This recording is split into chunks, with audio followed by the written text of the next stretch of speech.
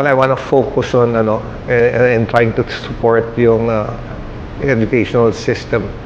Like itong 2024 PISA, Program for International Student Assessment, came up with a study.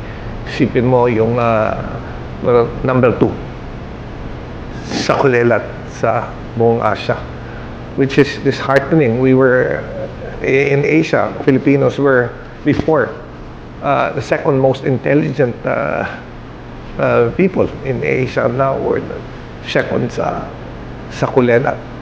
Noong 2025, PSA came out with a study. 18.9 million students who have graduated senior high are functionally illiterate. Ano ibig sabihin nun? Marunong magsulat, marunong magbasa, pero hindi naiintindihan kung ano yung binabasa. That is very telling dun sa state of education that we are currently in. And if you notice, the world is much, much smaller now because of the internet.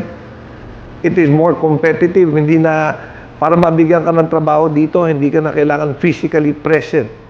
Kung arkitekto ka, hindi kailangan na andito ka. Pwedeng tiga Hong Kong ka, tiga Japan ka, and you could design a building here in the Philippines without going here.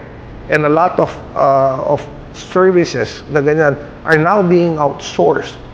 Now, unless mahusay talaga yung mga estudyante natin unless bibigyan natin sila ng capability to compete with those other nationals, foreign nationals, then kawawa naman yung Pilipino.